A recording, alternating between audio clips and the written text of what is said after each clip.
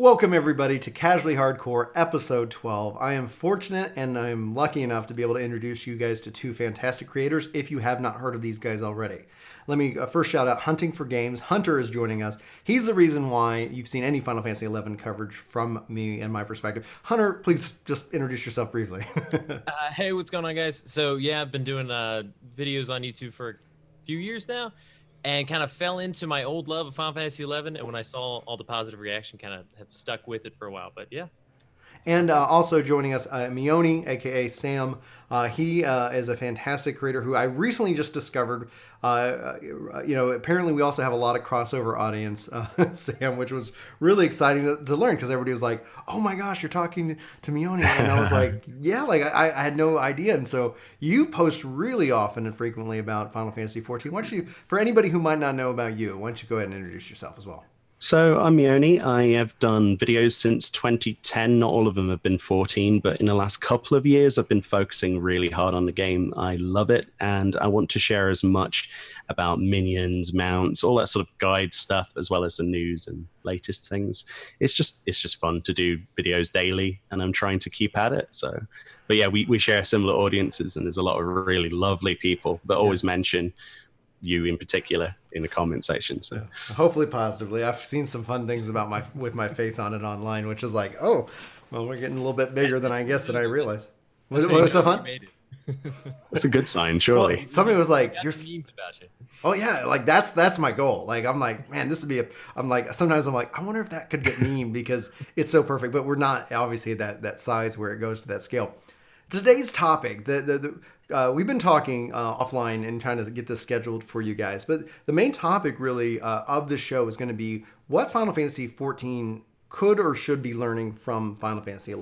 Final Fantasy XI is, from my perspective, is seeing a resurgence. Yoshi P's over at Business Division 5. He's talking about like December 2nd, there's some kind of announcement. We're believing it's all kind of pointing to the future, which we believe is to be Final Fantasy XI Mobile, which might not have the same reaction that Diablo Immortal got. I don't know. We'll have to wait and see how that all plays out. But essentially, going back and kind of tooling around in that world, there's things that you kind of start to pick up on. And so I reached out to Hunter and to Sam, and I was like, is this something that you guys might want to talk about as it relates to Final Fantasy XIV? Now, that's the main topic. But first, one of the things that obviously happened this week that I thought that we should address, hands down, is that Square Enix canceled Season 2 of Final Fantasy XI's content. And Final Fantasy XI is an interesting topic. Oh, sorry, not 11, 15. Final Fantasy 15 is an interesting topic in and of itself for that. So Season 2 for Final Fantasy 15 has been canceled. I want to get y'all's reaction to that news. And what do you guys, before we get into our main topic, Hunter, like, how did that news strike you? What was your takeaway? And what's your, obviously, I guess you're going to have to give your thoughts on 15 for all of it to make sense, but go ahead. So I enjoyed 15 a lot. It wasn't necessarily exactly the Final Fantasy game that I wanted, but just as a game in general, I love the game. I've never been good at the episodic DLC content model. I tend to like play it when I'm playing it, and then I never go back. So I'll see some cool DLCs released, and I never get into it just because I'm like, I played it. I'm kind of done. So when they said they were going to do this like episodic, every character is released, I was kind of bummed because that sounded like really cool stuff that I wished had been at release. So when they announced, but I'm still surprised that, like, I wouldn't have thought it was doing so poorly that they had to cancel Season 2. Lost $33 million. Right. That was the huge thing for me, is like how it's that bad. I really thought it was doing pretty well based on, I would have thought it was doing better. But my hope is that they kind of see that and they're like, oh, personally, I would hope that they would say, okay, episodic doesn't work for these big games. We have to release it as one product. Yeah. And, you got games like Dragon Quest XI next to it, which is that doing amazing. So I hope that they can take all those metrics and be like, okay, this is what we have to do. But I hope that they don't say that like, oh, people just don't want more content, and they make it a small initial release and then they just leave out the rest anyway. I'm bummed. I know there are probably plenty of people out there that were really excited to finish off those last storylines. Mm-hmm. The few that are remaining seems like they would be pretty amazing ones to go through. So that in itself is a bummer, but yeah, it's I guess the retraction of kind of what the plan looked like it was going to be, in hopes that it would kind of fill in some gaps. Sam, what's your takeaway? So here's the thing. I really don't like episodic content. When it comes to a game like Final Fantasy, if it's a numbered title that isn't an MMO, I want to be able to play that how it was designed to be from the start to the finish. Yeah. I don't care about 2018. I really, really wanted a complete package, and it didn't provide that to me when I first played through the game. I enjoyed it. There was some really high moments, and then there was massive chunks missing. Mm-hmm. When it came to like episode Gladiolus and Prompto, I felt that a lot of that content was, it's controversial as well. There's some reports that it was cut from the game, but it wasn't actually designed as DLC in the first place. So whilst I liked the idea that they were going to do the DLC, it's not a surprise to me that they dropped it, because it wasn't as a commercial success as something like Final Fantasy X. It will never live up to that. Right, and so then what would y'all's perspective then be on something where they, instead of doing like the episodic DLC that we see with 10, 10.2, 13, 13.2, 13.3, is that more, I guess, advantageous if they wanted to do something like that? Is that something that, for like, I actually enjoyed 10.2 a lot, but 13.2 and 13.3, I actually skipped 13.3 outright. By that time, I was kind of just done with that world. But what's your perspective then on that? Because those feel like more complete packages than what 15 ended up feeling. Because like you said, with Prompto, Gladiolus, like you play through the whole game, and then eventually they release like, oh, this is what happened. And it's like, when I was playing through those DLCs personally, I was like, I wish that they just did that at that time. Because it just feels so out of place now in retrospect. But what's your thoughts? Like 10.2... 13.2, where do you fall with that kind of mindset? When it comes to 10.2, I absolutely loved that game because it brought something new to that universe. Even if you didn't like Final Fantasy X, there was still something there for you. Like my girlfriend in particular, absolutely loves a lot of the combat in that game in comparison. Yeah. And that's not to say there's a gender-specific thing for that, which there isn't, obviously. People try to make that at that time. But the combat was just, I think, so fast. And anyway, but yeah, I agree with you on the combat. Go ahead. Collecting the dress spheres was well addictive. Like the grids, everything. But when it comes to episodic content, I think that there's a lot more profit to be made for the actual company if they make a standalone product that takes a little bit longer to actually put the effort into and ship it how they wanted to. And if they leave anything out, just make a sequel, because people will buy it. No. Having 3 out of 4 DLCs cancelled because they're still going ahead with the Arden episode, because it's almost done. Right. Like, it's coming out in March.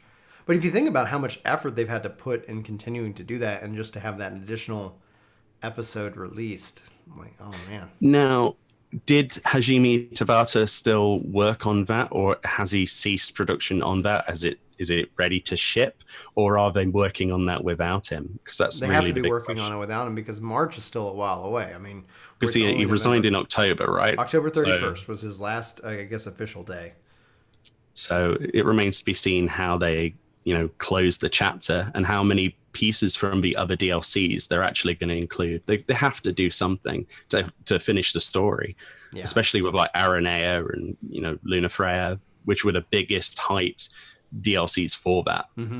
Exactly. Hunter, we're like 10.2, like, where do you fall there? Yeah, I think you said it perfectly. It has to be its own thing. There are people that came into 10.2 that never played 10 that enjoyed that game. Nobody's downloading the DLC packages on single characters for Final Fantasy 15 and enjoying it. I don't even think you can actively play it if you haven't played Final Fantasy 15. I don't think so. Cuts you out a huge market there, yeah. Yeah, so Final Fantasy 13 is a different story, because 13 was such a divisive game anyway. And then 13.2 and 13.3, I never experienced personally, but I do think that if nothing else, they were considered to be whole packages on their own. Whether you liked them, whether you liked that world, that's a different story. But you could hop into those games and be like, okay, I really enjoyed Final Fantasy 13.2, And that's the key thing. If you want to release sequels, that's Final Fantasy has been doing that now for a couple games. Like that's fine. Yeah. I encourage it. I think a lot of those worlds are really cool, and I'd love to revisit them. But the game itself has to be a full package that can be experienced on its own. I wonder if this lesson is going to have any impact on the Final Fantasy VII remake, which they announced as it was going to be episodic, and a lot That's of people, my biggest fear. a lot of people recoiled from that. One of the things that I think is really interesting, because it does relate to our experience with 14, because over the course from I think after Final Fantasy 12, you have 13, 14 1.0, and you have 15. You kind of have this. There was this shift, this mindset in the industry, right? Since then, 2.0, Final Fantasy 2.0 and beyond, has really changed how Square Enix, I think, from my perspective, operates. Yoshi P's actually all over Business Division 5, and we've seen a lot of really positive movements in communication and design there. You also have the release of Nier, which was developed in partnership with Platinum Games. They were the developer, but Square Enix is still the publisher. You have Octopath Traveler, huge success. And Fantastic that also, game. Yes, fantastic. Also relates to Bravery Default, where Square Enix was caught off guard by the success of these games. Like, oh my gosh, people are hungry for these kind of games. And then you have the amazing Dragon Quest XI. And all three of those games, Nier had DLC, but it wasn't anything that added to the story, really. It was just, here, we're going to add some fun little things that maybe got cut from the original budget and design, because they really kept the budget lean on that. But then you have but those three games are games that have all followed Final Fantasy 15 that I've had a better experience. And I honestly enjoyed Final Fantasy 15. I really liked the brothers, like, the group, your characters. Outside of the fact that, like, I thought the game always needed the Gambit system, because it never failed that magic is going to kill my guys. Like, it's like, I'm going to hurt you because you guys run in whenever I'm like, oh, I'm going to do this combo and toss this magic grenade. And, sorry, everybody. I felt like, it could have benefited, I think, a little bit from the Gambit system of 12 in a way. But all in all, like, the world, but I'm left wanting something Answers. Complete. Answers. Like, those episodes getting cut, the only reason I feel bad about it. What's up? It felt a little hollow. Yeah. Yeah. And I think that for the development and all the struggle that they had to get that game from versus 13 to the reboot of it as a 15 as a standalone Final Fantasy game, I think for everything, probably every challenge they had, they did a phenomenal job. Like, it's like I look at 15 and it's like, this thing could have been a disaster. But it isn't necessarily going to be something that I think when you look at it, that chops that charts for people. Maybe I'm wrong. I would love, like, if I had the perspective of somebody whose first entrance into the series was 15, and like seeing what they thought about it. That's what I'm looking for at some point. Finding, when my kids are old enough, like, maybe I'll like do an experiment on, all right, the first game you must play is 15. And that's exactly the best point you've made there. Trying to find someone who is new to, like, the series that's played 15 is an interesting point, because on the title credits for the actual game, when it starts, a Final Fantasy for new players and the like, or whatever it said, something like that. It did a lot of good things, but at the end of the day, like, when we look at, like, the future, when we look at what we want, it's like, I think, and the fact is, like, that it lost, like, in the DLC. Like, it made money, but then the DLC, like, they're not going to really recoup that. I think it's just better for them to say, lesson learned. I'm hoping that with 16 and obviously any other kind of games, that they're like, maybe episodic DLC doesn't make sense. When we've seen the closure of Telltale, we've seen the issues that Destiny 2 has had. We've seen this, and I think that if, as gamers who constantly just, like, bemoan the idea, then maybe we'll start to see a market shift towards either, like, the games aren't $60. The starting price has been $60, and they've been trying to sell you the DLC is added, but it's never really the full experience. Maybe what we'll see is a resurgence, as long, like, Red Dead Redemption 2 just came out, right? Just hugely successful. Obviously, a lot, you have to have that vision and the discipline to fight against the idea of patch it later. And that's something that caused 1.0 to fail. We'll fix it later. 15, like, okay, well, we're going to put this out. And then I thought it needed another year in the cooker. And I don't think they gave them another year. Like, I thought, like, it was easily an 8, like, on a score of 10. If it had another year, I think they could have easily come in at a 9.5 from an RPG perspective. Yeah, I think the whole time I was playing it, I was like, I'm really enjoying it, and I just kept waiting for it to really step it into that, like, this is amazing. To hook you, just like, Yeah, and I realized I was like getting towards the end, and I was like, I don't think I'm gonna get that. I don't think it ever is gonna happen. And I think the DLC would have helped. I don't think it's everything the game needed. right. But it would have helped a lot to really round out the characters and really pull in the world as a whole. Because there were like a lot of these amazing places that you visit, and you're there for 2 seconds. You're like, wow, what a beautiful place. Here you go. And then that's kind of it. I ran into a dungeon, like the thing that I got hooked, and then eventually, like, it's not, and the game never really reeled me in, like from a fishing analogy. I went into this dungeon, and it was like, I love the dungeons in 15. I thought, like, they start off, etc. They start off with this realistic approach, and then as you venture into them, they get more fantasy, more into the fantasy, and it's like, ooh, interesting. I was running, and then one of those samurai cogent, like guys that are the like demons. I'm running down this hall, and I see this thing off in the distance. It's like, is my eyes playing tricks on me? And then he basically just destroys us. And this just was like one of those moments where I was like, oh, yeah. And that's the hook. That's the Final Fantasy, yeah. That is. Like, it had those moments. It had these moments of pure, like, joy and adventure and excitement.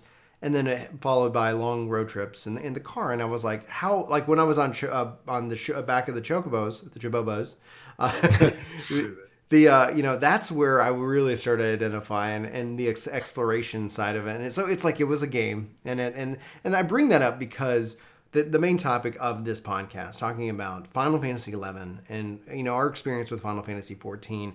I think the best place to start, because I've put out some videos. I've been pretty, I would say critical. I love the game and I want it to succeed, but I've definitely been a little bit critical on it, and I've been trying to evaluate where that's coming from. I don't feel burned out. I feel like there's nothing of interest for me to go and do. And I'm, it's just like, I want to go and, do these things, but there's no systems in place. And then especially with like Eureka, the Pyros just recently relaunched, and there's no level sync. And so as a player who, Hunter, you were saying that, you're playing through the game right now, and, it's like you're just kind of playing it solo because you don't have like a group of people. I get on and I'm like, hey, yeah, let me go do this. And people are like, oh, yeah, I can't come help you because I'm already level 30 and you're level 5. And so now I have to go just whack monsters upside the head just to try to get caught up because there's no level sync. And that level sync exists. It's it's not like a foreign concept. It's Final Fantasy XI invented it. Final Fantasy XIV has it because of 11. All the other games out there, we look at WoW, like all of these games have brought in some kind of level sync, and I think Final Fantasy, in my opinion, and I could be wrong, that was their solution to the problem of the fact that people can't play together. Let's fix that. And so, it helped a lot. And so like that is where I'm coming from. Like I'm like, okay, well I would do this, but it feels like there's not. And so what I have done, the answer to Eureka for me is Final Fantasy XI. I wanted to play a Blue Mage, so what do? I've been playing a Blue Mage in Final Fantasy XI, and it's been exhilarating within the community. But I want to go around the horn. That's kind of my monologue. I'll start with Sam here. Sam, you're covering Final Fantasy XIV. You're doing news posts. You're playing the game. What's your heat gauge on 14 as it exists with patch 4.4? What do you feel as we go into, obviously, FanFest next week? Yeah. Give me what you're thinking, and then we'll go to Hunter, and then we'll talk about like some of the systems that we would transplant. Well, currently with patch 4.45, I've been in Eureka Pagos, not Pyros, because I'm behind in a big way. I'm only level 28. But it's mostly just been me hopping on the Fate train and hoping for the best and not really doing anything else. But there's, like you say, there isn't really a level sync system because I think it was a deliberate decision to make it more like 11, to try and get people interested in that kind of content. It won't work for the majority, but I think they've got a bit of a thing up their sleeve, especially if we're looking at mobile for 11. Yeah. It might get more people involved in that. I also think Eureka is a big learning experience that they haven't learned from. We're the third one through. With a third instance through, and they haven't learned how to deal with it. They've introduced the logo system, but it's too much too late, in my opinion. I think if they had something unique like that earlier on, it might have got people through. But Pagos in particular, or Pargos, however you pronounce it, here's me again doing what you do. It's lacking. It really is. And as for the rest of the game, there's nothing really in 4.45. Hildebrand is, 2 quests, I think? Mm-hmm. And then afterwards, if you're all cut up, there's nothing to do. So I'm really looking forward to, I want the Alliance raid to be announced at FanFest. I want the Yojimbo trial to be announced because I don't know if I can say it or not, but it's in the files for our version. Well, the Yojimbo fight is actually a trial at FanFest. Like, it's going to be something that you get to participate at. They have announced that. Yeah. It's in our game files for a Kagane trial, which is an 8-man.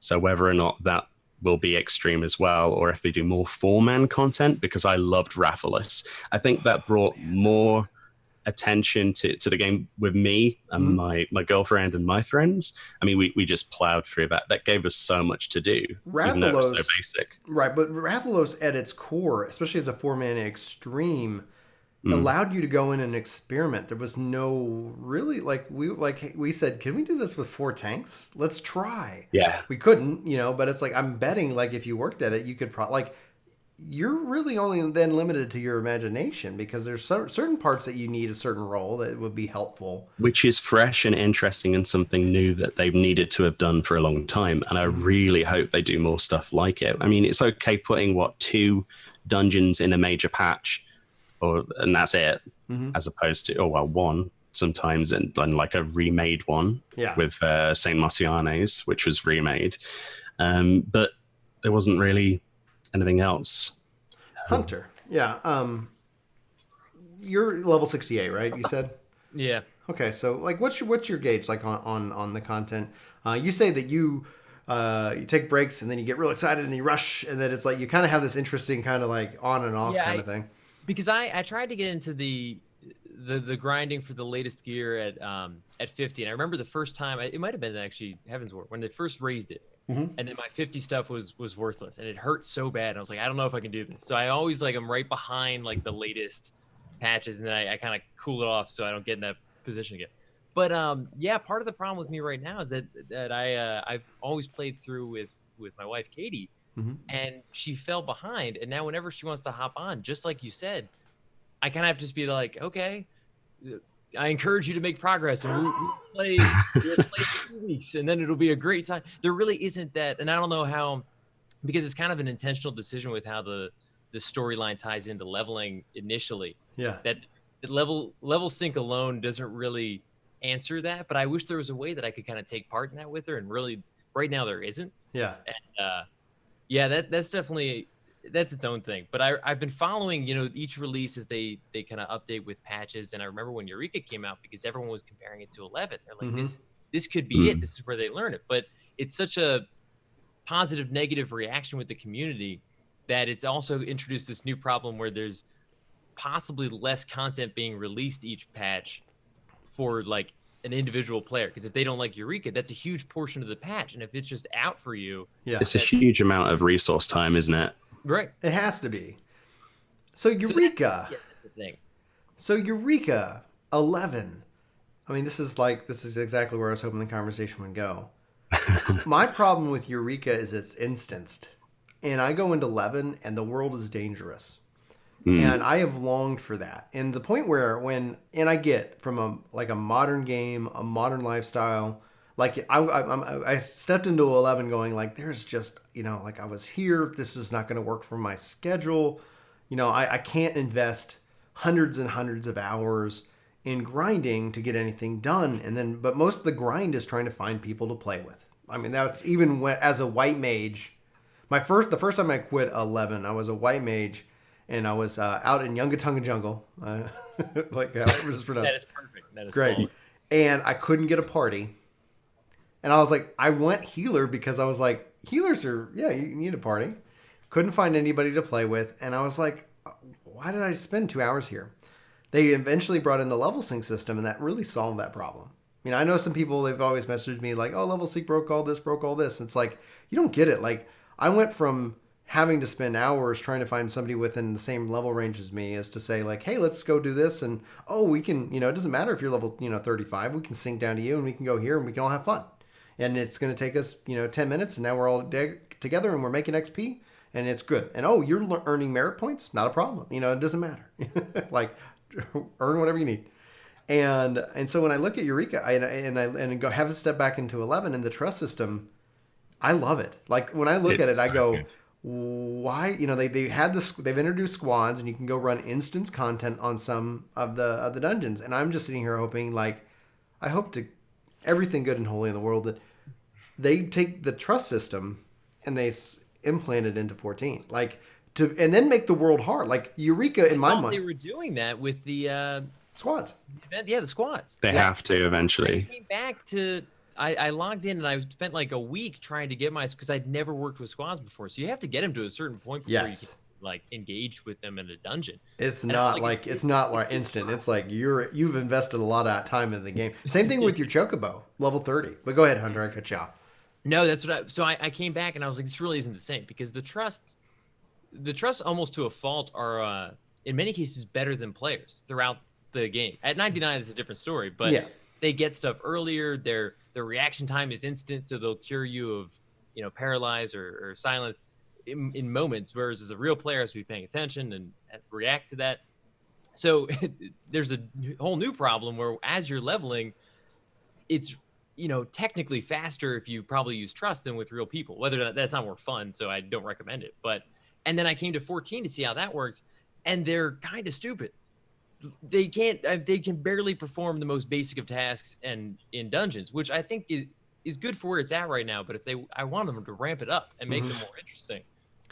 The instance content is what really kind of has kind of gotten me in the sense that I was in Eureka and I was like, yeah, I'm grinding on some mobs, working on my challenge log, but I would like to be queued up for PvP maybe as a DPS or queued up for this content that might take a little bit longer to find a match. But I can't because of the way that it is. And I get it from a technological perspective, but I think that's on the majesty of 11. And that's where I kind of fall. Sam, I'm kind of just like, in love with the trust system. I love the trust system. Yeah. I think that, as a massive advocate behind the squadron mission stuff, each time a new dungeon comes out, they kind of sneak it into the patch.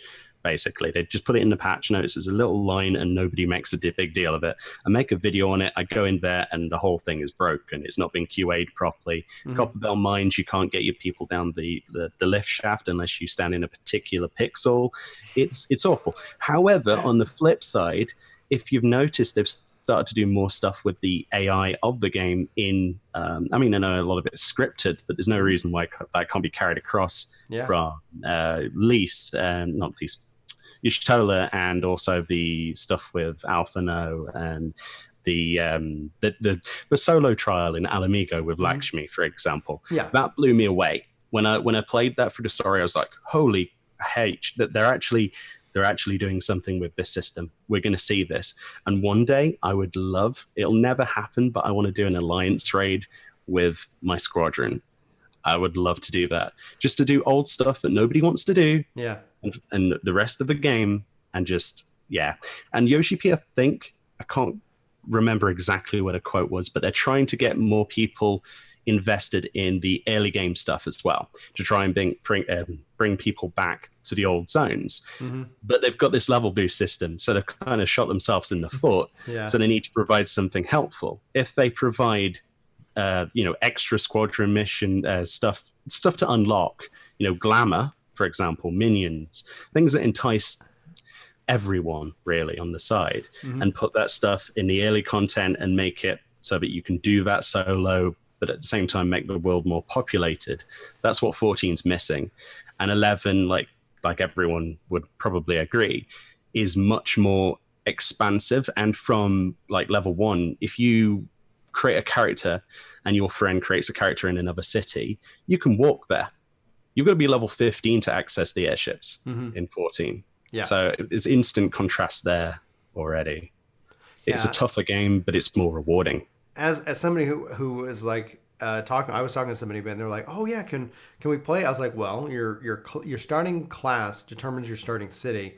So if you pick these different things, it doesn't take long to get there, but you're gonna end up not being able to play together for a little bit, and that does seem like that's kind of what I'm wondering. I'm wondering when in the history of 14 that we anticipate another calamity at some point, just due to the fact that if we're ever going to fight the big bad Zodiark, that seems to be what has to happen. Now, I don't think it's going to be as dramatic as 1.0 to 2.0, because they can always say, "Hey, here's a calamity," and here's the thing that changed. But they had that the beginning, the thirst, like once you get, like I always keep saying, get to level 50. Like anybody's like, should I play 14?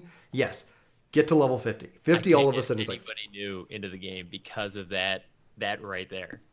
Because I always say, well, we definitely can't play together for the first 15 levels. Yeah. After that, we can play together probably once every few days when you get to dungeon checkpoints, and then after that, you got to get to 50. And they just look at me like, I'm never gonna do that. We're never gonna make it. I find that as one of the most frustrating things, because I've actually advocated that. I got to ask Yoshi P directly at the last Fan Fest. I stood up and I was like, I'm helping out new players, and I'm just running behind them. Then we party up for a fate, and then I disband because I'm going to kill their ex. Like there's nothing I can do. Can we get open world level sync? And so all of this ties into like the thing that I enjoy about 11 won't work in 14 is that the world is dangerous. Like all of a sudden, level 1, you go out and you get your butt kicked. That doesn't work. However, you get your squad with you. If they said like, how does this work? How do we take Eureka and make it the game? Because I was like, the thing I love about Eureka is that it's dangerous. Like you're working together. Now, what's interesting, 11 to 14, the combat's too fast. Like unless you're sitting around, you're not talking while you're fighting. You can't. Yeah. I as a healer, I said, if I'm doing party recruiting, if I'm trying to build the party while we're playing, I cannot be the healer because somebody will die, because you can't do both. The systems there don't make sense. But I just want them to take Eureka and just make that like the Ruby Sea, the Thanalan, like make the world like challenging. And then the way I think that the answer to it, like I didn't have the answer. I was like, there's no way they'll ever do that. I didn't have the answer. I was like, oh my gosh, what if squads became like level 1, or maybe they didn't say like the world got really tough until the level 10 areas. So it's like, okay, boom, and then as a part of that, you're in your grand company, and boom, now you have your squad. And you know what? If you don't have friends that can venture with you, because like you don't want to sit here, you want to continue your story. Well, guess what? Like it's about your squad, and that becomes a story almost like a single player game. What would you guys say to the idea? Because like whenever I talk about like wanting to play with NPCs, usually the response is like, "This is an MMO. You should play with real people." What would you guys start with you, Sam?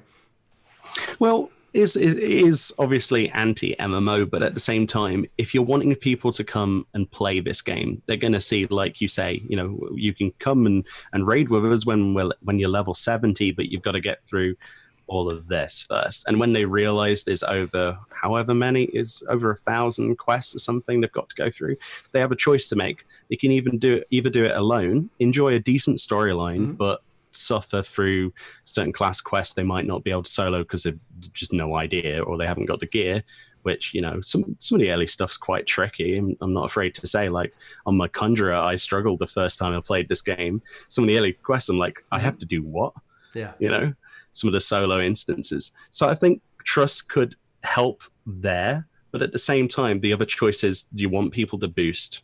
Like that's the other side, and the whole community hates that. Right, but is that essentially the solution that they say, instead of doing this, that we're just going to do this because it makes us money? Like, is it motivated by they need more time to do it, or is it motivated by the fact that they just want to say drop us the $25 and you're good? We're not going to bother fixing this because it makes us too much money. It's likely the latter now, especially since their recent losses. But I would say that. Yeah, I mean, the incentivization to do content with lower level people needs to be increased, no matter what it is. Even if I don't think skipping past the storyline is the answer at all. No, that's what I said. It's I get the concept of the jump potion.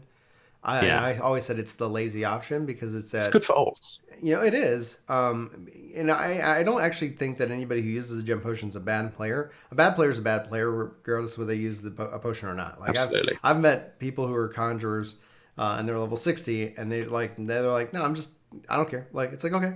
And then I met people who like are, who really get invested and try to figure it out. And they're like, and they feel penitent. They're like, I bought a jump potion. I'm so sorry. It's like do you, but then you went out and watched like 30 hours of videos. You've practiced and you're like, you're the best daggum healer that I've ever seen. It's like, I don't care how you get started, but, it is this weird kind of thing. Like, I think one of the things that we're hitting on a theme, and let me know if I'm right, but it's that the thing that I talked about the level sync as a party. The other thing that they have to change is these solo fights. They can be solo fights, but you should be able to bring your friends if you wanted to. Yeah. Especially as like, hey, I'm trying to help get you caught up because there's some really cool stuff I want to do with you. Well, let me level sync down to you. Let me, and we're having fun because we're friends and we're playing a game together. And it's not like, hey, sorry you started late, catch up. But now it's like, hey, you hit this fight. Oh, great. I haven't seen that fight since I did it. Let's go do it. And then all the game, like I've advocated that the game needs some dynamic difficulty adjustment where it's like, oh, 2 people are in this fight. Okay, well, everybody's just got more life now. It's like they don't have to go and mechanically change it. You just need to be able to say, and now it's here. And now it's here. And it's like, yes, it's going to be easier. If anybody played like Resident Evil 5, I was never scared in that game. Out of all the Resident Evils, I was never scared because me and my brother played through the whole thing. And so he's watching one side, I'm watching the other. Nothing is scary when you have a buddy in Resident Evil. It's like, okay, we're good. As opposed to the solo kind of like experience. And I was like, that to me, it's like, I think that's what I want. Because as somebody who advocates for the game and wants people to come play it, it's always weird to be like, and like back when the Feast, like, didn't you, Hunter, were you playing when the Feast dropped originally? Yeah. I was like, guys, this is really cool. I'm enjoying it. Come play a 60-hour RPG, and then we can do this piece together. And I'm so glad they eventually removed that requirement. But Hunter, I'm waxing and poetics on the concept of that. But what's your thoughts? Where do you? It's tough because you keep bouncing. You'll say something, and I'm like, oh, sorry. And then we get back to, no, there's a million things. Mm-hmm. And a lot of the choices that 14's made are deliberate. And so I don't want to say that like 14 is like designed wrong. That's not what I'm saying. But when you said that, like, if you introduce the squads and people say, well, hang on, this shouldn't be a single player game. We should play it as multiplayer. I think that's helping because then you're saying, well, yeah, don't use the squads. They're not going to be as good as real players. Exactly. Use real players. Because right now we already have the single player gate. 14 has some of the best cooperative multiplayer experiences in MMOs right now. But it's a single player game. Right, there's this huge on top of an MMO, of single player stuff to get to it, which I think is a good choice. I love that the story is like an important thing that you have to get through, but we can't get there because of people just looking for multiplayer experiences. And then we have the other problems with the open world difficulty is not there, the reasons to be in that open world aren't there, because it's really interesting that they're trying to say we want more people to be back in the original zones, and I'm like, I would love to go back to those original zones. They're beautiful and a lot of fun. But there's no reason for my 70 character to be hanging out outside of Limps and Laminsa right now. And I'd love for that to change. I want them to be a reason. And, 11 had like notorious monsters and other little events, and quests would take you to the most random corners of easy and difficult zones to just get something done. So you were always all over the place. And 14, partially because you can teleport to places, you pinpoint in between these moments of spots. And then you don't really spend any time there because there's no reason to stay. If you're level 70, there is no level sync. There's nothing. I'm hunting in the initial zones. I might do a challenge log fate. Hunting for content. Yeah, hunting for content. Logo. Your logo coming soon. How do you fix that? So what's the solution? And that's the whole crux of this. Is like, what are y'all's solutions to the problem? I know mine. I've said mine. I can keep saying mine, but I want to hear from other creators. Like, what fixes it for you? Like, and then I think keeping with 14 as close to how it is right now, not making wide sweeping changes, because I'd love to say, world difficulty and then we have squads and everything, but that is a pretty significant change to how players approach it. I think in some way being able to sync down and help players through their storylines would be amazing. Then at least the storyline can be a multiplayer experience. Mm-hmm. And doesn't have to be by yourself. Because if I could, with 3 other people that just hopped in, we could play all night through the opening storyline, joking about how goofy some of the dialogue is in that initial 20-hour experience. Mm-hmm. That would be it would really be cool to culminate that night with the level 20 Ifrit fight. Yeah. Instead of waiting till they're at the level 20 Ifrit fight and then saying, I am so glad that I can finally play with you guys. I've been waiting all night. I'm really pumped. That's a huge change. And I don't know if, like you said, technologically, I don't know if that's like an easy thing to do. There's obviously a lot of how 14 is designed that would kind of push against that. But I think that would really help. And that's a reason for a high-level player to go back to low-level zones, because now they're in there helping players through storylines, and they're... So outside of the fact that you're helping your friends, what's the incentive then for the high-level player to do that who doesn't know those people? 14 has always been... I think 11 can learn from 14 in terms of incentives, because the roulettes were such a great idea in terms of, like, why would I want to do this level 14 dungeon again? Well, I get this huge experience bonus by doing it once a day. And the idea is also supposed to be that I maybe help players understand and learn the game in that process. And that experience bonus offsets the fact that maybe it's going to take a little bit longer. Obviously, I have less abilities that I can use. It's an older dungeon. It maybe isn't as exciting as the latest stuff. But at the same time, there's a reason for me to do it every day. It brings me back to low level. Yeah. And 11 was always just like, you help your buddy do the Dread Dragon because he's stuck. And you spend all night doing it, you don't get anything. Yeah. So I think 11 could really learn from 14 in terms of, like, there can be a reward for a higher level player helping a lower level player. I have a little bit of a rework of that. Sort of an idea, but it'll probably never happen. A good way of getting people to go back to like level 1 through 50 areas, for example, which is where like the main crux of people being not there is, would be go back to Eureka, okay? Take the principle of everybody goes in Eureka for a big shiny weapon, okay? That's what they want. They want the next equal tier to Suzaku weapon, regardless of that. But yeah, make it worthwhile. Make it so that people don't have to do Eureka for that. Scrap Eureka. Make it so that you can press a button. You start at level 1 and you fill a meter, which you would normally do through leveling. You go back through those zones and you have to go through killing mobs and joining in fates and other things, and maybe some dailies there as well. The low levels can join in on those quests, those things. They can get XP and you can get experience towards upgrading your weapon. So it's essentially I've always kind of thought like it'd be cool from the Eureka, the E level, the elemental level system. Yeah. That it's like, well, I'm at cap. Why can't I choose to get E experience, elemental experience, because I don't have all day to go put into Eureka. It'd be neat if doing my roulettes, if doing, content, if helping, that kind of out, that almost kind of like a time walking mechanic that you're talking about here. Yeah, definitely. But yeah, it's like, and that's kind of the thing. One of the things that I've always kind of like defaulted back to is that, and it won't work in 14, but the merit point system, like if we look at it now, merit points actually impact how your job performs. In 14, if you brought it in, it would be easily then become required. Like, and that's the problem with new players. Like, the game does a great job at bringing new players in. 14 does. But it doesn't do a good job at then feeding those players once they've put in, 2,000 or 5,000 hours. Like, and that's not a real problem that you have to worry about when you got that new. You're like, we're trying to get them in and keep them. But at that point, like, imagine if you got into the raid scene and you were like, okay, well, I want to go ahead and start, Omega, just the first one. And the Delta Scape or whatever. And it's like, okay, well, to start that, I'm glad you're at cap. I'm glad you have the gear, but you need to go grind out 50,000, points of this whatever, so that you're competitive or that you're optimal, etc.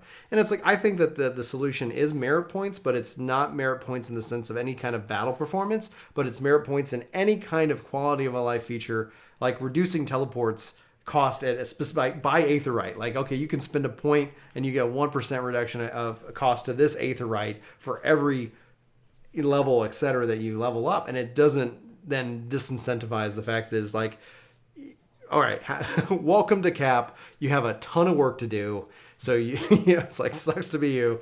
You should have been here 10 years ago. Give us more favorite destinations. That's more like there's that. Yeah, more favorite destinations. That's the solution I come to. I like your solution, Sam, in which that it's like, yeah, let me just toggle a switch between what I I'm would love working to, on. though. It would Yeah. be so good to engage with those players and show them that, 70 isn't the end game, and they can get involved with communities big and large at, as soon as they start a character. Hmm. And I think something else that could go with that is other than minions and other rewards for doing X amount of things in certain zones, which is the obvious thing, right?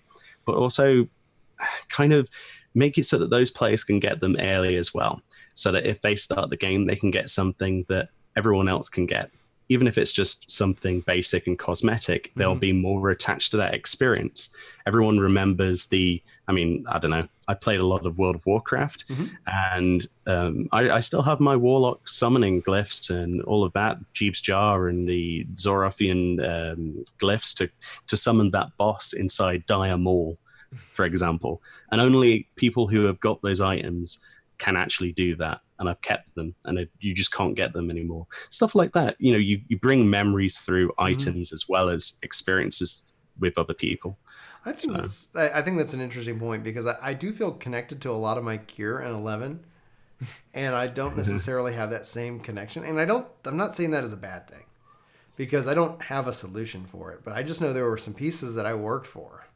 Yeah. Then it's like you end up, and then it's like the problem that I think is like people like, do I need to gear up for 5.0? Like, I don't feel like I do, because it's like that was a pro and a con. Yeah, and I love it, because you could have a level 30 piece of gear that was still one of the best pieces of gear at level 75. And while that's amazing, and I've always been a huge proponent of like that is a great way to game design, because you really love those pieces of gear, you remember that piece of gear for years. You also have players that get to level 75 having never gotten that.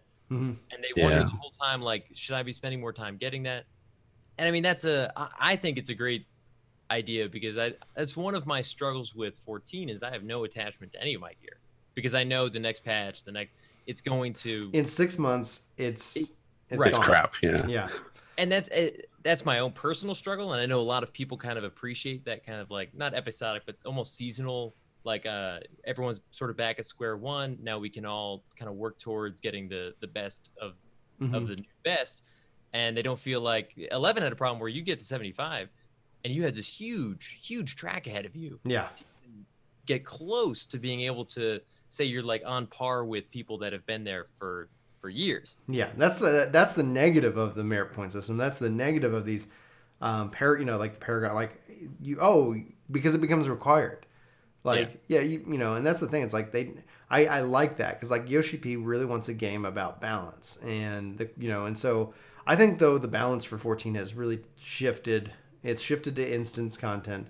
It's shifted away from things that like we talk about. Like I love the zone design for these zones, and I never get to go spend time in them. Sure, I could go stand around in them, but nothing can kill me. I could stand there all day getting hit upside the head, and I've tested it. I've survived my chicken. I had myself auto attacking. I come back and I'm doing just fine.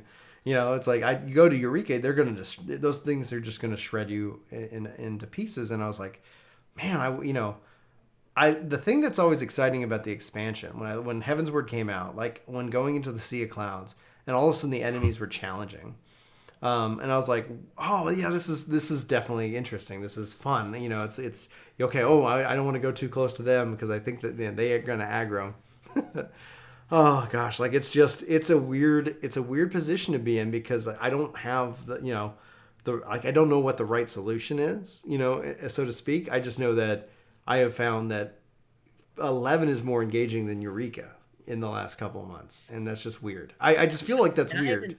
I haven't taken part in Eureka, so I'm hesitant. I read a bunch about it, because everybody kept saying this is exactly what 14 needed, is just like 11. I was like, well, I've got to figure out what that is, but I wasn't close enough to take part. And I was reading, I was like, okay, it seems like the core, and please correct me if I'm wrong, it seems like the core comparison was that you finally had that difficulty again, where you couldn't just solo by yourself. You needed a group. group. Absolutely. And they also kind of brought back elemental weaknesses and strengths again, which I'm glad to see, but it's not like elemental statuses and their weaknesses and strengths against other elements in 11 was like this core concept that touched everything from enfeebles to spells to actual abilities. it was everywhere. Mm-hmm. So when it's in Eureka as kind of like this thing that we're grinding towards, I'm appreciative that they're bringing it, but I'm like, you can't put it in the top level. It's got to be like a core basic thing At the beginning, because right. I always thought like if they put this in to attract 11 players, it seems weird. Just like with the feast at 60 when they first introduced it, like, oh, do you want to do this really cool PvP mode that they've created? Well, great. Like, you got to play 60 hours of this PvE game. Oh, you really like 11? Well, we have a version that you might really enjoy, but you got to play 80 hours of this other kind of style. I was close, and I still didn't make it. I could have probably done a solid 10 hours of really working at it, and I was like, I don't really have time right now. I was super addicted to 11 at the time, ironically. But yeah, I totally forget my whole Eureka point, but I like that they're trying to take that concept and say, we clearly are missing a demographic here with how 14 is set up right now. Yeah. And I think I'm glad they're looking at it. Yeah. But I'm not sure it's right there. Sam, you have any final thoughts like on kind of this kind of piece of it? Because I got one final like question that I want to go around the horn and to kind of go ahead and feed that before you kind of speak, just so that you guys can work on it subconsciously. Is that it can be more than 3, but what 3 systems that you feel that 11 does that 14 either doesn't do or could do better? Like, I'd like to know y'all's 3 systems in which that you want to see brought over from 11, but that's something for you guys to chew on the back of your mind. Sam, I like your final thought regarding kind of the whole context of Eureka and what we've been discussing. I think that the biggest way that 14 can continue to flourish and learn from 11 based on like Eureka and other things is evolution, really. And there's a bit of a lack of it. They've tipped their sort of toe in the water, but I don't think it's enough. I don't think Eureka's really the answer. And I think that if they're going to push this game further, they need to evolve all aspects of it. Mm-hmm. And if the casual audience is something they're wanting to, I mean, I hate saying casual, but okay, new player experience, right? If that's who you want to bring into your game to keep sub numbers up, it's very daunting to come in. You don't want to pay for a level boost. There needs to be more ways of incentivizing that. And I think that's key to making sure that there's people in the end game rather than just boosting. Because if they announce a level 70 boost at FanFest, I'm probably going to cry, honestly, because I really don't want that work to be devalued any further. The level boost will auto scale to 70, so I'm going to let you cry now. I'm going to ruin you there. Because it'll scale to 70, and then they'll introduce a new story jump that will catch people up to the end of Stormblood. And that's just the nature of the beast. The only caveat would be is that there's a calamity, and they kind of just restart or reset the story. That's when we rejoice, is when a calamity well, that's I've been what's up, Hunter? What's up? Can't wait till they blow everything up again. Yeah. That's like I was rooting for Bahamut. Bye, Limza. We never liked you anyway. No, Limza was fine. It was the forest. It was Gridania. The Black Shroud in 1.0. I was like, blow it away, and he did. And so, like, a part of me is really thankful to the dragon. Plus, I just love dragons. I just have this I just really have always enjoyed dragon stories. Okay, so I gave you guys hopefully enough time to at least start thinking of a couple of ideas. So the game in this mode is that we're going to go around the horn, and you can't say something that somebody's already said. That's why we'll go one at a time. What? Yeah, so you should need to think of at least a couple. I said more than 3. And if we run out, and if you don't have anything, then the game ends, I guess. And the show's over. Like, okay. So I guess I'm gonna toss to Hunter first, and so we'll go Sam. Like, if you need a little bit more time, because I know I kind of sprung this. Okay, cool. I was like, I don't want to be a jerk and be like, and throw to Sam, and then game over. Hunter, one system from 11 that you would transplant into 14, and it couldn't. The system can exist, so like you would have to modify said system. So it's not like it can't completely exist. So yeah, some of these we've already sort of touched on, so I don't want to. Well, I'm not going to rehash. You can rehash. The whole point is kind of as if we're going to summarize what we all just been discussing. If we loop back around, I'll pull them out. I'll pull them back out. But one of the big things that I always was kind of sad about was that 11 had such a deep approach to how you could kind of craft your character in terms of gear, because how important strength, attack, accuracy, evasion, defense, like all of those work so independently. that if you had some amazing, say you got like the peacock charm and you had +10 accuracy and you weren't really struggling there, then you could maybe eat like attack food to offset, because you now have enough accuracy gear to support attack food, which is not only cheaper but probably more effective than the attack and strength gear that you could get at that level.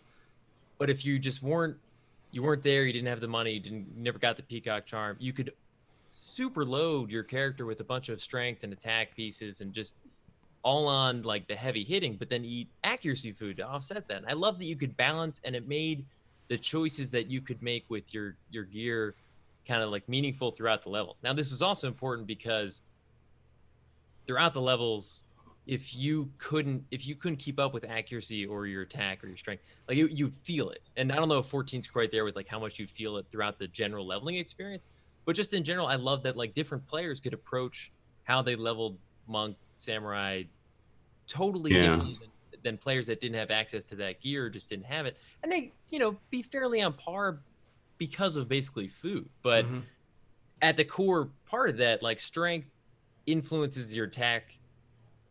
They both do different things. Accuracy is developed from dex. Like the how that whole core like statistics system was built made it really flexible with you as like a character. And I always thought that was really cool. In 14, I always kind of feel like I'm just like equipping the next, because I know that there is, especially with spell casting, there's speed versus accuracy and then impact and everything. And I'm using the wrong words because I can't remember. Potency, but yeah, you're good.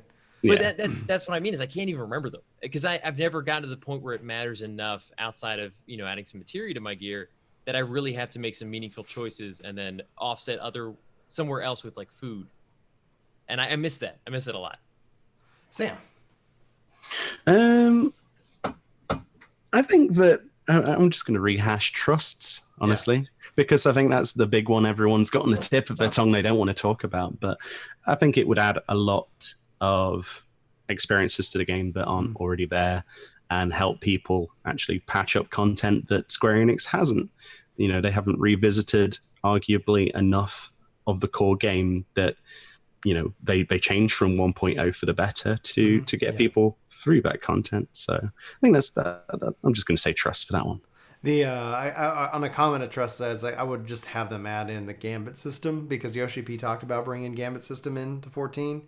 That would be awesome. Back when before Heavensward was coming out. So I'm always kind of hopeful that we'll see like that, because I really okay, I want to build out this character, because that's the only downside I think about the trust system, where it's like, let me build this character. Like, if you think of a single player RPG, it's like I have my party and I'm going to gear them and spec them and do these things. It's like, man, just set that on top of, 14's single player experience. I think that'd be superb. Okay, so mine would be the Records of Eminence, and I would have it basically act as an upgrade to the challenge log system that currently exists in the game. Challenge log is one of the things I've been I really enjoyed when they introduced it, but it's still the same thing that it was when it was introduced. And then I go in and look at Records of Eminence, and there's like timed little things that pop up and little fun, like, oh, it'd go and do this. It's like, for that, I was like, oh, all of a sudden the whole server, it's like, ba-da-da-da, okay, this is a new thing that you can choose to go participate in. And then you have all of these different things, and some are repeatable and some aren't repeatable. And that makes sense, because it's the ideas for them. They're using that as a kind of an actual quest system that drives you to unlock certain things for the non-repeatable stuff. But the repeatable stuff is just fascinating. And so I look at that and I was like, this is fantastic, and this is what I want. Maybe the challenge log, the evolution of the challenge log that exists in 14 is to learn something about what they've got going on with Records of Eminence. All right, Hunter. So you said something perfect. Whether or not it's gear, but more stuff that lasts from a low level to whatever level cap currently is. Now, gear is the easy one. If I got something at level 30 that lasts forever, great. That's going to create a memorable piece of gear that I might want to hunt down. I think that's awesome.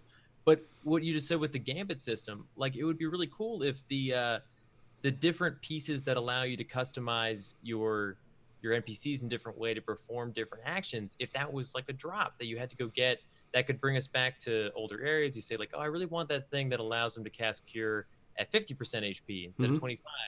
I'm going to go hunt that down, and then that'll last through patch after patch. That's never going to age. That is a useful thing forever. And I think that kind of concept, whatever it is, of progression that you can make that will last. If you hop back in 6 years from now, that might still be amazing. That kind of stuff keeps you coming back, because you don't always feel like you're starting at square one. And I think that keeps a lot of people that I know played at one point. They're like, oh, I'm basically starting the game over again. I was only level 50. I haven't played Heaven's Ward or Stormblood, and all my gear is worthless now. My levels are practically worthless. Yeah. So that's my big one, is the permanence of benefit. Well, to put that into gaming terms, in case you don't know the term, you probably do, but that's what's called horizontal progression. So 14 does a lot in the vertical progression, which is really kind of gear focused, and you're always climbing the tower. Horizontal is the investment in time that pays off years and years and years. Like, I did this, and for years, like, it benefited me. But you're right. Like, there is nothing that breaks Omega if you go out and get that gambit, because you're not taking your trust, you're not taking your squad, you're not taking them into that content anyway. This is just something that benefits you with that. I like it. So anyway, horizontal progression. Horizontal, yeah. I was like, where's he going with this? I was like, oh, yeah. No, I agree. I absolutely. Sam, you're up. Okay, so from a lore perspective, this one's a bit convoluted, but Zodiac's on the moon or in the moon. Okay, so eventually we're going to be facing Zodiac at some point or somehow, right? Yeah. Make it so that the prelude to whatever expansion that is, the moon starts breaking apart, fragments come like Lunar Cry style from Final Fantasy VIII, and you get monsters, notorious monsters from 11, everywhere in pretty much everywhere in the game, low-level areas. Make it so that scales to the low-level players so they can get involved in something epic and bring back notorious monsters somewhere that's not instanced. Yes. And open world bosses. Yes. Yeah. All right. Ones that actually give things as rewards as well, not fates. Right. I'm gonna say the merit point system. I think that the evolution is that it doesn't impact your battle. I know that when I talk about it, there are people who have good memories of that, and I don't want to incentivize new players, because they are a good lifeblood for the MMO. But something that once I'm at cap, there's something to earn that's not gear based. And my mind is that it makes XP, like I'm maybe at some point in 11 XP there it has no value, but I haven't ever found that level, and I want XP to have a value for me. Like, the thing that irks me right now is whenever I complete a challenge log or a quest or whatever, and it's like, you earned 0 XP, and it's like the 14 used to have it with the spirit bound system and the Matera, but we've evolved Matera in a way that it's prevalent, it's abundant, and so you're encouraged to use it and play with it, which I think was a right move. But the disincentivization is that once I'm at level 70 tank and I'm geared out, there's no incentive for me to run a leveling roulette. I'm sorry, 5 tomes of Genesis just ain't gonna cut it. and so it's like, and then I'm capped on poetics, so it's like, okay, like, well, what would I want? Like, if you just gave me a point that I could spend on something that is like, not to jump on the horizontal progression train, but that's just like, oh, I made this investment, and now I can tell it easily. I have a new favorites destination. There's so many quality of life things that you could use to open up with merit points that people have asked for, reducing sprint cooldown. Like, yeah, it definitely has to be secondary though, because as soon as we start putting attribute points in again, that'll be bad. Well, then there'll be if it impacts battle in any way, they'll become this is required for this content, and it can't. Yeah. We have to avoid that like the plague. Otherwise, it's just not. It's going to hurt new players coming in, which will overall impact the game negatively, because it's like nobody wants to come in and be like, all right, I'm glad you need to quit your job if you want to raid with us. That just doesn't. That's not going to fly. Hunter. Sorry, go ahead, Sam. I was just going to say they added the Hermes boots back into the game again, which increase speed while sprinting. I've got mine. I still got my boots. The problem is you've got to have them equipped. So yeah, what was the point? Yeah, you can't glamour them and use it that way. I know. Gear sets though, it's like, here's my moving about gear set, and here's my town set. Yeah. Hunter. I would love to see something along the lines, and we talked about it a little bit before, but the importance of like the elements. I mostly because I love that over the course of years and years of playing 11, you could learn stuff about different enemies, and you would know that crabs are weak to blizzard, and they're weak to this, and they maybe are strong against water.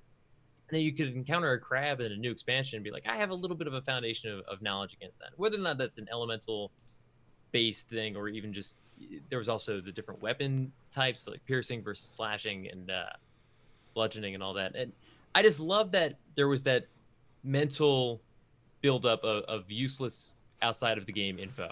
It's like, I have so much useless Final Fantasy 11 knowledge, and when I think back to 14, there are enemies that I couldn't tell you a thing about the skills that they used, because you kind of just play through it, you dodge the stuff on the ground, and that's about it. But if it was really crucial that you had to know that, you would know it. You'd remember it, because you'd get tired of dying all the time. We need scan as an ability, don't we, really? Analyze. It'd be so good. Yeah. So that's that core idea of the importance of enemy knowledge, I guess. All right, Sam, you're up. Okay, I'm going to go back to the point of being able to actually access everywhere from the start of the game. I think that's kind of important. To stumble into somewhere high level than you should be in, and even in the starting areas, actually just come across something that's actually dangerous is quite kind of thrilling at the same time, especially from a solo perspective. If no one's telling you, oh yeah, go level, and then you just go level and like, okay, this thing just kicked my ass, but you turned out to be like halfway to the next city. But at the same time, like I said before, I would like to be able to encourage people to start this game, but not tell them there's a restriction on where they can go and where they will start at. So I think that's kind of important to, again, the new player experience. All right, so I'm going to go something very, I think, controversial, because I've debated this on my own. So I'm sitting here going, I would bring back XP loss on death and even the level down. No. Yeah, but it would evolve in a way for 14. It's like I think essentially that, when we're talking about squads, we're talking about this things like your squad could, somebody in your squad could raise you. It's that, so you're not sitting here just completely alone, but just to increase the sense of fear of death. Can you imagine me on my low-level conjurer? I'd be hating you right then. Would you, or would your squad essentially, would you and your squad be fine? Like it's that. Would I know how to use the squad? In my imagination, yes. Okay. And obviously, like I like how Eureka handles it. Like it's not going to be something that immediately takes into play.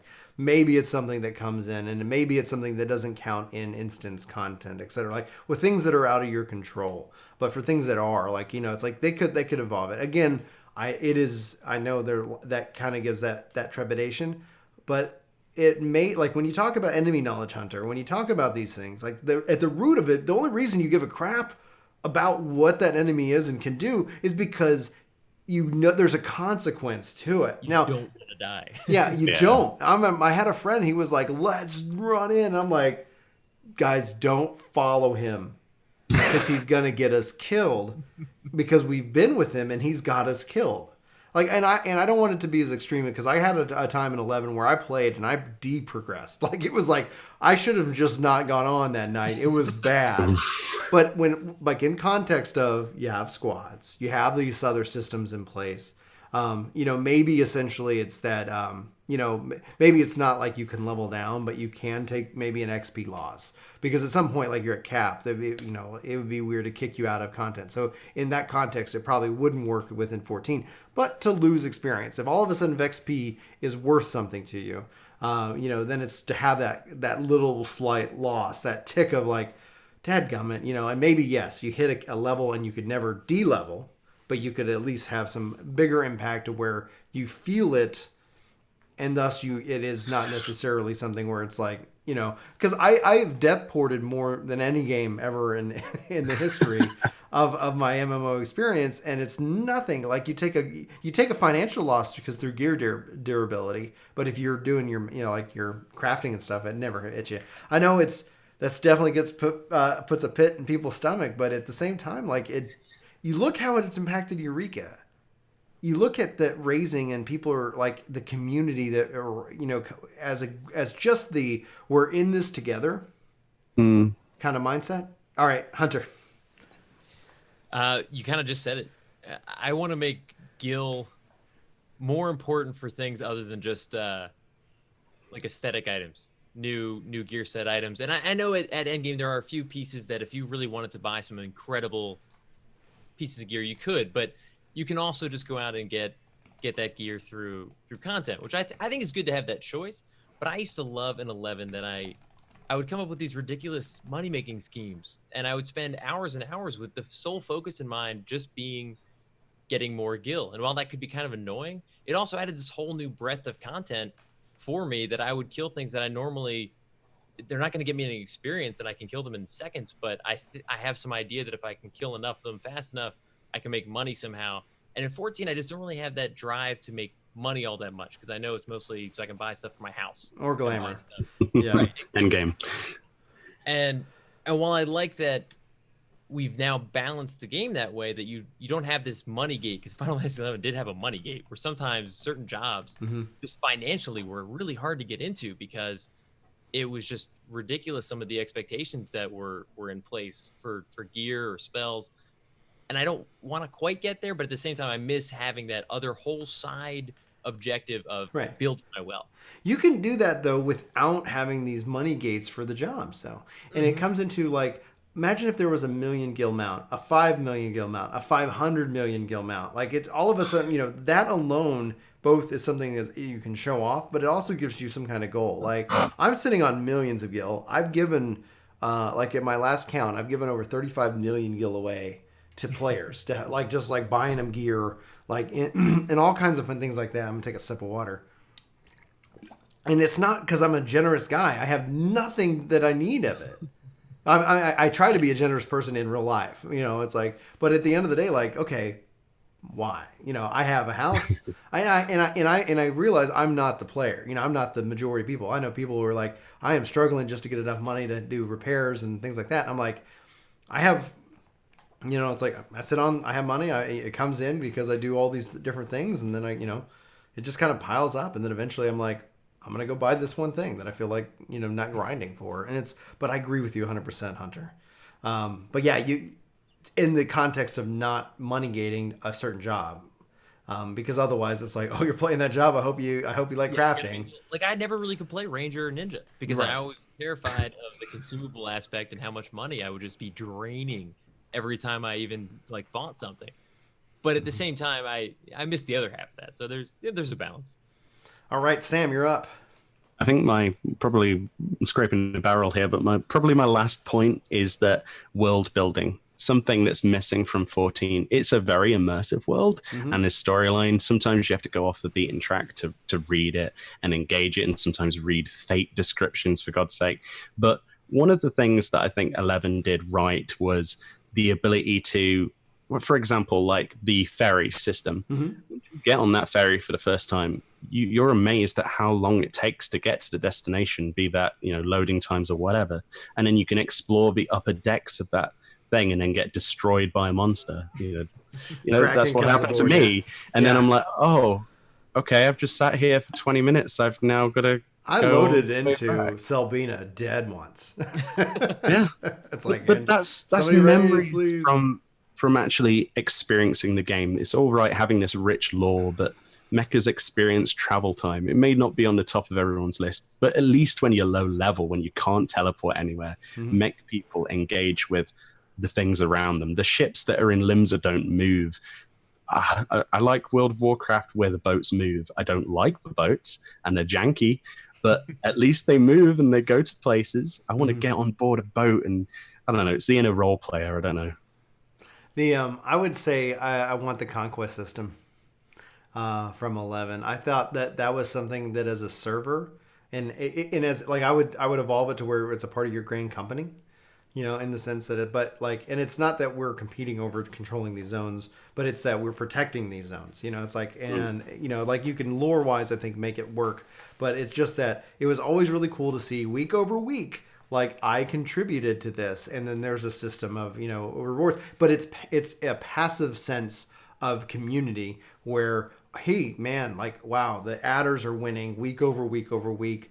And it's like, okay, like, oh, the adders have had this zone for the last 15 weeks. Let's take it from them. You know, it's just like it become, and then I would think because so much of 14 is instanced that it would still, contribution would count because zones do have the instance content. It's like this content exists in this zone. So if you end up running Copperbell mines, well, you're helping out, Thanolin, and you whatever your grain company is contributing to that.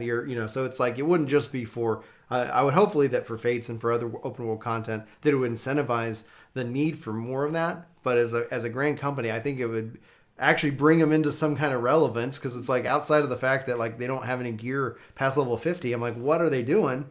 You think world PvP is something that they could consider? Yes, if almost Guild Wars 2 or ESO style, where essentially like, and I would say it like I would lore. Here's how I would do it lore wise. You have the shards of Hydaelyn. That right. It's just that we're going in and you can craft, gather. You almost kind of have a little bit of Hamlet from 1.0. Craft and gather, or you can go run around and do PvE or PvP content. But it's around this giant thing. And then over the course of a week, then at the end of the week, it's totaled. Whatever server wins, because I would pit servers within the data center together, or whatever. So it's like all of a sudden it's like right. So like you're contributing to your grain company, and then also like your server, and then it's kind of totaled, or heck, it maybe not server, but it's just like whatever. You're just going into it. Like it's not like I'm running around the world right now. I think this would be specific content. And I like how ESO and Guild Wars 2 handles it. Which phase of that are they supposedly in? Because originally, I can't remember what live letter it was. They all blur into one. But they were saying that they're trying to make it so that you can play with other people from other servers in more content. Making guilds, FCs, yes. etc. Link shells. Yeah. What stage are they at with that? Because they've gone quiet, and I really, really want more engagement with other people on servers. I mean, you yourself. They have to have it. As a content creator, we want to play with our viewers. Yeah. Yes, agreed. And one of the things, like, are you you're on the Chaos, right? Yes. So, and I'm on Aether, and do you know what data center? Oh, great. So actually, Hunter and I can play together. That's a huge problem because the three of us now, and the data center versus overall. What is it? I forget the world for the larger. The data center is the larger, and the server's the individual. Yeah. Like a shard. Yeah. Yeah, and it's great that they're expanding beyond that, but I want them to take it a step further. I want there to be no limitations for who I can play with. But then you get like EVE Online, sort of mega server. It would be cool, but that's where we're going. We know that. Yoshi P has said that. Sorry, Hunter. They are gonna. Yeah, Yoshi P has said. So you might not be. Yoshi P has talked about that, and people kind of start to worry about it. I get some of the ideas of it against it, but and then I'm obviously biased as a content creator. Like I play with the people in my community, like I view my community as everybody within 14. And there's some people that because they're on a different data center, it's just not practical. I as long as we're making roads there, it's the same thing that they brought in the cross-world party finder, which is huge, but that's obviously for instance content. Everything in this game has gone more instance focused, and I think it's a technological hurdle. Eureka does not speak to me as instance content. It speaks to me as this should be just a zone. And what you have to get to do that technologically is that people get matched into the shard. And as the shard or the zone fills to a natural, healthy balance of enough players, then it just creates a copy of itself and people get zoned into there. And then you have the ability to go from one instance of it. 14 already has that system. They introduced it with 3.0, but as far as it goes, like it's not happening in real time. It's not working its way around. And the cost that they don't have this yet means that when I'm out and about in the world, I don't see other people. Last time I was in Ruby C, I was there doing things, and I was around the popular areas, and nobody was there. And it may be maybe that people were taking a break. Maybe it was the time that I was playing. I do tend to play it sometimes odd times due to my work-life balance schedule. The root of it, though, is that they have to get to in order to create open world content like the map system, which I love. You have to have a way that it's not the world. The worlds aren't so sparse, and that's why I think that the conquest system would work amazingly well. But then that still ties into because that's content that's kind of happening out more in the open world, ideally. but that shifts back to that. So that's my thing. They've gone quiet. My hope is that that's something that's the big thing. One of the big things they're working on. Yoshi P says that they're working on something big. I have big expectations for 5.0, and that would be one of it. To sit here and say that we're all a part of this world, and then you can have this experience, and we're all a part of this community. And kind of go in that technological direction.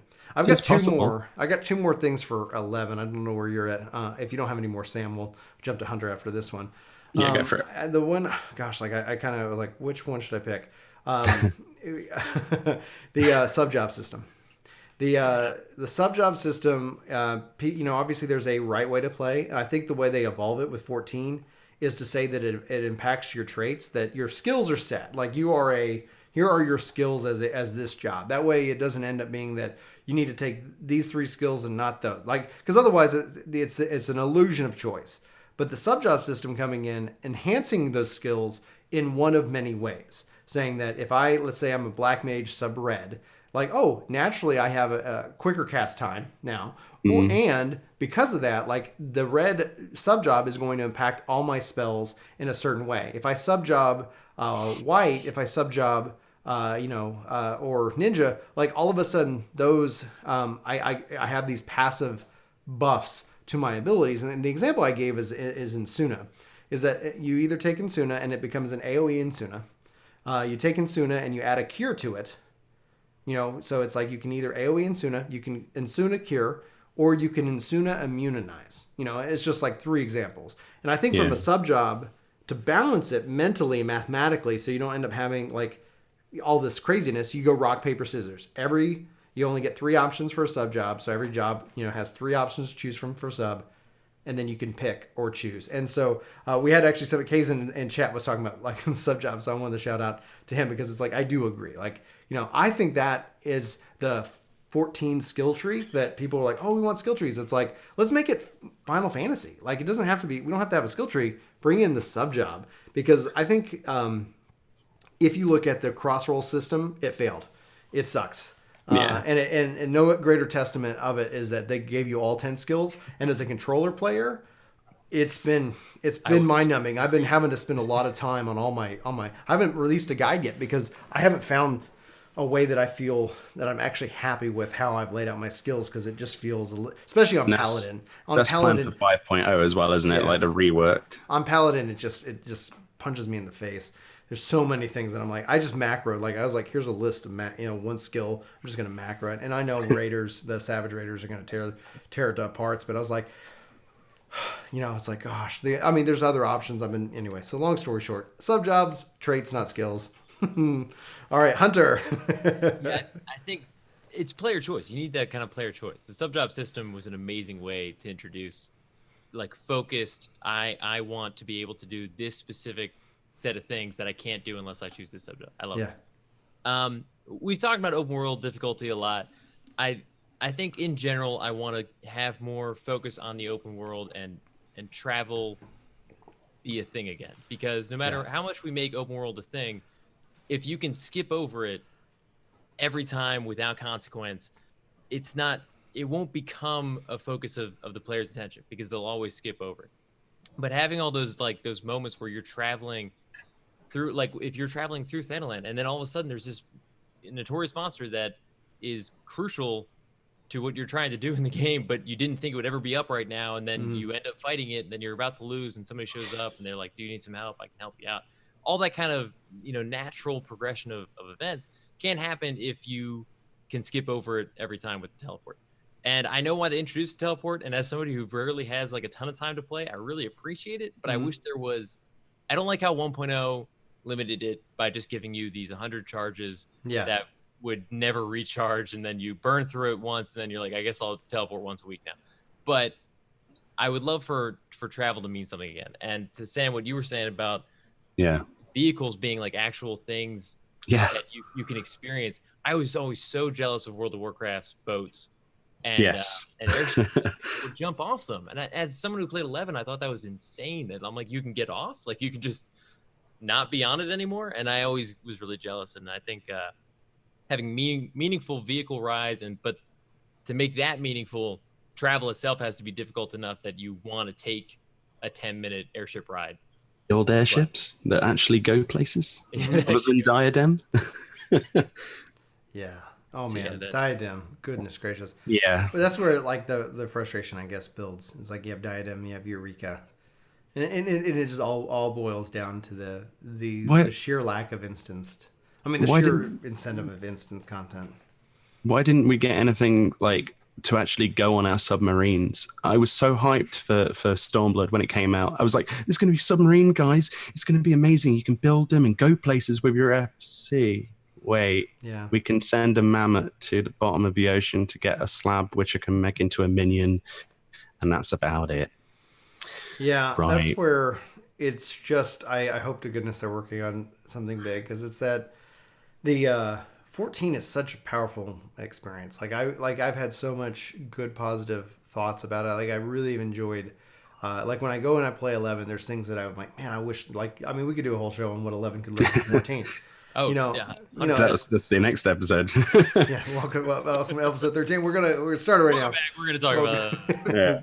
We're just double podcast inception. But the essentially, like, I get the sense of, like my last one is the sense of community that that forms, and I see it in Eureka. Definitely. When you go in Eureka and people are shouting and chatting, and there's an attractiveness to that. Like obviously sometimes you get some salty people there, but when I go into even to 11, it's like people are like actively doing and having these conversations. And one of the cool things about technology is, especially like with Discord, it's like my community's evolved. Like I friends were all in voice and we're doing this content, and so then I look at it and I look at that, and it's that we talked about like the the conquest system, but there was always this sense of this greater thing that we're all together working towards. Yeah. And maybe this is a little bit of romanticism of my time, and that's why I was really happy I found Hunter in your channel, and like watching your videos, I was like, all right, I'm doing this. I think I'm nuts. And then the play online sound plays, and it's like I'm experiencing so much. Well, it sucks, but it's like there's this nostalgia, like, and I forgot I need to turn that off. Is that a video on what not to bring to 14? Yeah. Play online. Yeah, that would be like, and Brian loses all credibility because he's like, no, play online. But so it's like, that play online music kicks in, and you're like, oh, I forgot I need to turn that off. And it's like, okay, you get in, and it's like the music plays, and it's like, so there's this nostalgia. It's comforting, right? Well, then the question is this actually a good game beyond these memories? And the thing I've discovered, especially when playing with the community, it is people are actively invested in this sense, and that's one of the things that I think 14 and 11 do so well. Like I'm not saying that 14 has a bad community, but I always felt like week over week, there's a benefit for our city if we control more zones, and that's going to help crafting, and that's going to help give us a financial incentive, and it was just this sense of freedom. And that's what when I go in back, and I've been running around with my trust, and I even teamed up just last week with some people within the workforce, and we're all in a party together, and we're just fighting, and it's like, and people are watching, and then they're coming in and joining in that fun. And the fact is like, it's interesting because the YouTube and that whole world did not exist when 11 was out, and that's why I think December 2nd is going to be very interesting to see. If they announce 11 that is just mobile, I probably will cry. With play online. Oh man! Oh my gosh! That would suck. That's your Diablo Immortal announcement. Well, is seriously, Diablo like you see, I have that I have these canned images for different expressions that like what am I feeling?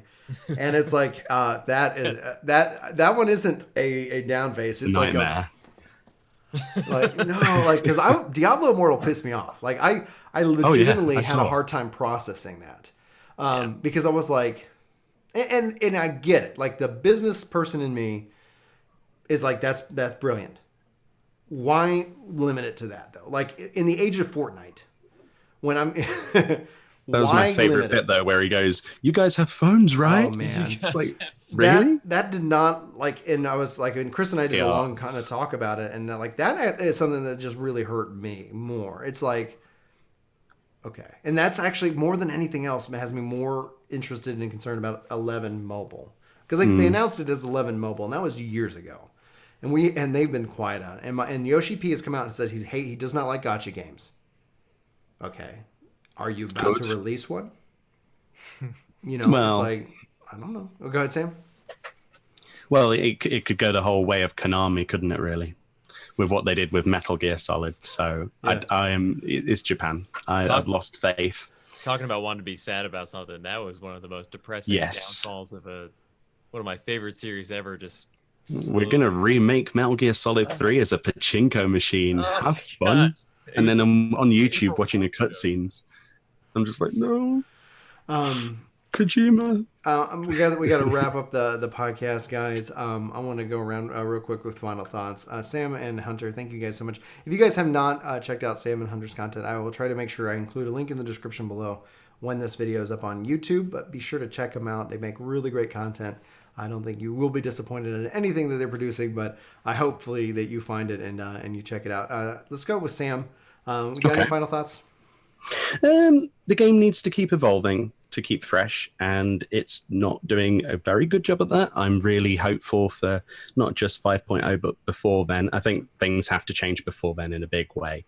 We need to see something amazing for 4.5, 4.6 onwards, so that's really my final thoughts is without beating the cat dead. It's But yeah, thank you for having me on the podcast. It's always a privilege, and I like watching your videos, especially when you rant. So I rarely do, and I don't know if you guys get this, but I rarely do. I probably maybe release 5 or 6 negative videos out of the 1,000 plus videos we've done, and it's fun because some people are like, I only see you negative, and I'm like, I wonder if only you watch negative content.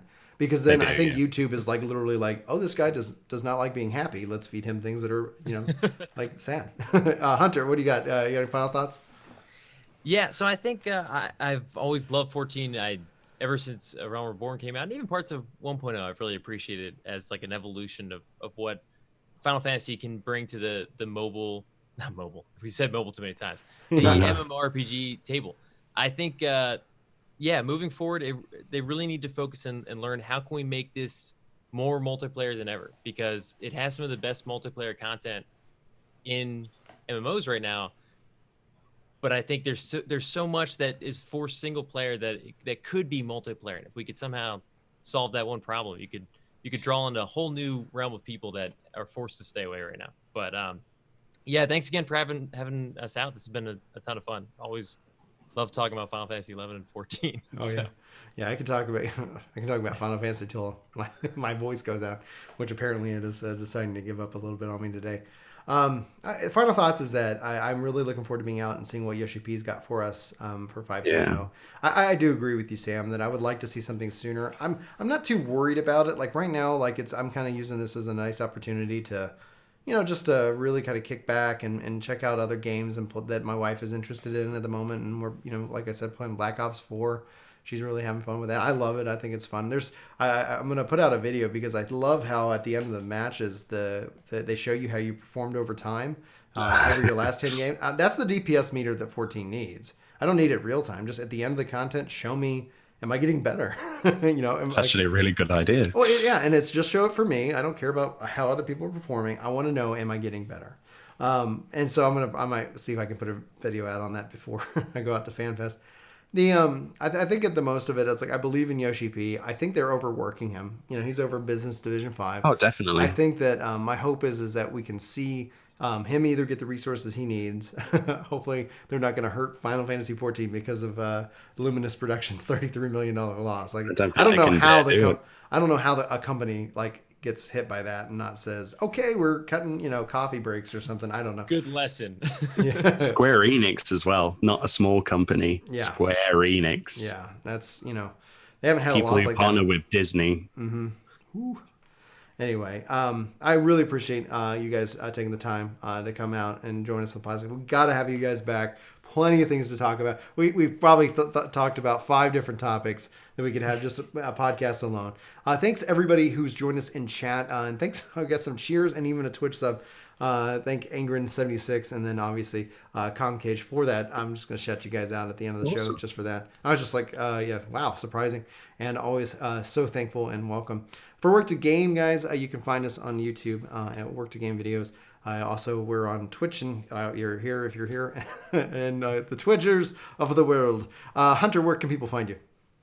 I'm on also YouTube and Twitch, both at Hunt4Games. So yeah, and I try to everything is Hunt4Games. Twitter, Instagram, Twitch, YouTube. He's on brand. He's on brand. Sam, where can people find you? You can basically see my continuous rants on Twitter occasionally at @MeoniAce, or you can obviously come along to the YouTube channel where if you just type in Meoni into the search bar, you'll see all of the content I do. I do 5 days a week, daily content, so I'm trying to keep at that. So yeah. All right. Hope to see you there. Guys, check them out.